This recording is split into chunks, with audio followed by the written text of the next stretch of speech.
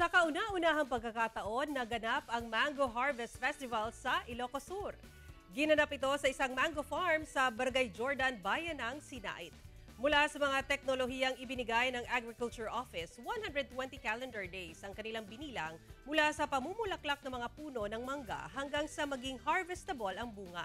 Malaki man o maliit ang bunga, naging matamis raw ito na isa sa ipinagmamalaki ng lalawigan. Pinag-aaralan raw ng provincial government ang pagpapatayo ng planta para makagawa ng iba't ibang produkto mula sa mangga at upang hindi masayang lalo na kung nakaranas ng overproduction.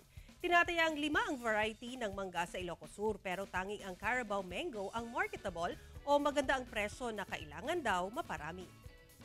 Para pag sobra ng harvest natin, doon din dadalhin yung mga mango natin in the province of Ilocos Sur.